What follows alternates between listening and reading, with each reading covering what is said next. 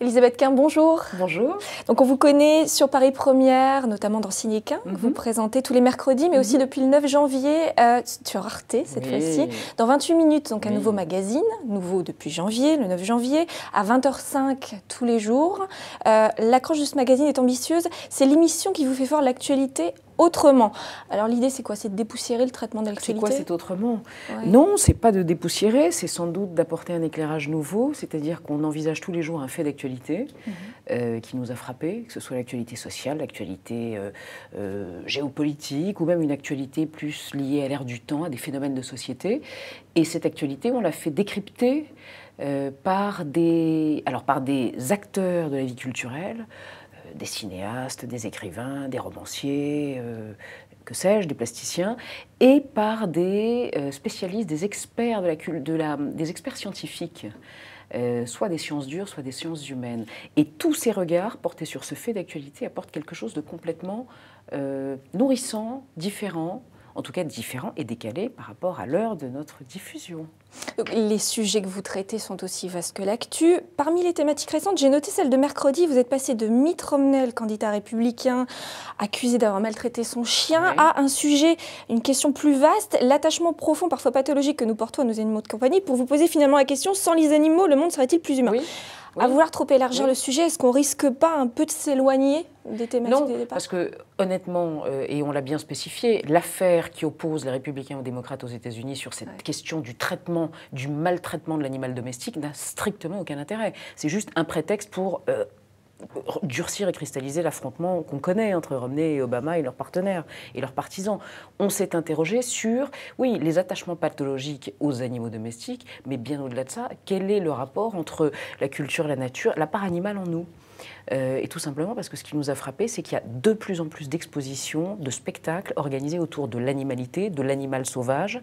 L'animal est présent dans la mode, l'animal est très présent également dans le territoire de la littérature et des arts plastiques. Voilà, donc tout ça nous a semblé, mais juste le bon moment pour s'interroger. C'était un clin d'œil, l'histoire de Mitt Romney avec son setter qui est mort de je ne sais quelle maladie après avoir passé 9 heures sur le sommet de sa voiture. Ça n'avait aucun intérêt, mais c'était juste un point de départ.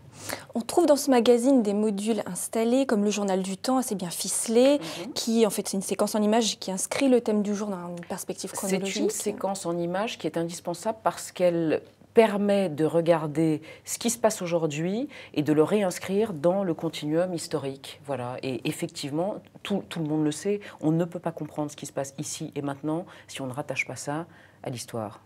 D'autres modules ont disparu, qui étaient installés au départ. Est-ce qu'aujourd'hui, 28 minutes est installé définitivement ou l'émission va encore évoluer dans le temps? L'émission évolue, c'est un processus quotidien. L'émission a 3 mois et demi, donc c'est vraiment une émission toute jeune. On est encore non pas en questionnement et en organisation, mais on est en train de découvrir nos propres forces, éventuellement nos faiblesses, nos atouts, et bien sûr qu'on se perfectionne et on assoit notre identité toujours plus de jour en jour. Justement, vous réunissez en moyenne 250 000 téléspectateurs par jour, en pointe jusqu'à 350 000 vers la fin de l'émission. Avec quelque chose qui est absolument formidable, c'est une fidélisation, c'est-à-dire qu'il y a, je crois, c'est un terme extrêmement technique, vous me permettez de le retrouver, je crois qu'on a 40% de report. Ce qui est, paraît-il, sensationnel. Ouais. C'est-à-dire que de jour en jour, les gens reviennent, donc les gens sont intéressés, les gens sont fidélisés. Et ça, il paraît que c'est formidable, et enfin, ça nous fait extrêmement plaisir. Est-ce qu'Arte vous a fixé ne serait-ce qu'un minimum d'objectifs d'audience? Absolument pas. De toute façon, Arte a fait un pari qui est incroyablement audacieux, qui est de diffuser à l'heure des journaux télévisés et à l'heure du grand journal, puisqu'on a nommé les émissions par leur nom, de proposer quelque chose qui est précisément une contre-proposition. C'est-à-dire, on ne va pas traiter l'actualité sur le mode des grands messes d'actualité, et on ne va pas rentrer dans ce système du talk-show qui mise beaucoup plus sur le spectacle que sur le fond. C'est-à-dire que nous, on propose un territoire qui est complètement vierge à cette heure-ci, qui est d'essayer de permettre aux gens de prendre du temps pour débattre et pour proposer un regard différent et pour tout simplement exposer leurs idées. Donc ça, en termes de programmation, c'est incroyablement audacieux.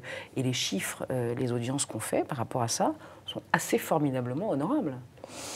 Outre 28 minutes sur Arte, en grande spécialiste du cinéma, vous avez présenté pendant 5 saisons déjà Ciné15 sur Paris Première. Vous êtes aussi chroniqueuse sur France Inter. Vous êtes aussi éditorialiste de mode à Madame Figaro, qu'on connaît bien.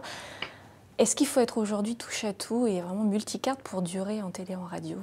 Pour durer, je ne sais pas, je n'ai pas de réflexion en termes de carrière ou en termes, je n'ai jamais réfléchi comme ça a toujours été des moments où se profiler une opportunité qui me faisait plaisir. Voilà, c'est juste en termes de plaisir intellectuel, de curiosité qui est peut-être difficile à étancher, une soif de découvrir, d'apprendre. Et en même temps, vous savez, tout converge et tout est logique, tout ça est très logique.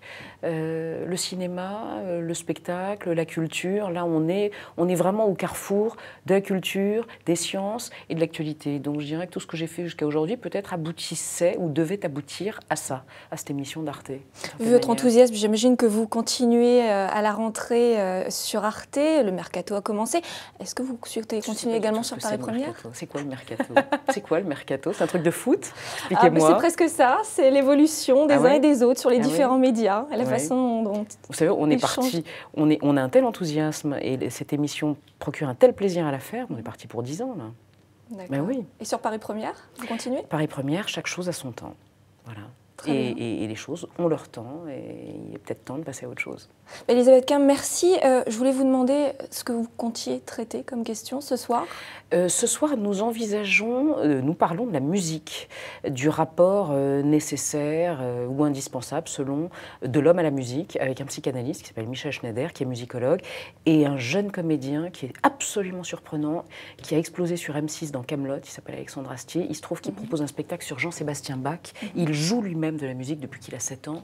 Et voilà, donc tous les deux vont parler de leur rapport intime et absolument passionnel à la musique. Un sujet donc décalé par rapport à l'actualité politique. Est-ce que vous comptez vous inscrire quand même dans cette présidentielle encore? Nous envisageons absolument de nous inscrire, en tout cas avec toujours cette distance et ce décalage. Après le deuxième tour, on recevra notamment Jean Daniel, qui publie un livre sur la nation. Et Dieu sait que la question de la nation est au centre de la campagne. Donc Jean Daniel et Plantu, qui apportera son regard décalé dans le décalage. Donc là, on fait du décalage au carré, vous voyez? Bien, merci. On a hâte de voir ça. Alors, merci beaucoup, Elisabeth Quint. Merci à vous. Bonne journée. Quant à nous, on se retrouve lundi avec un nouveau Buzz Média Orange, Le Figaro. Bonne journée.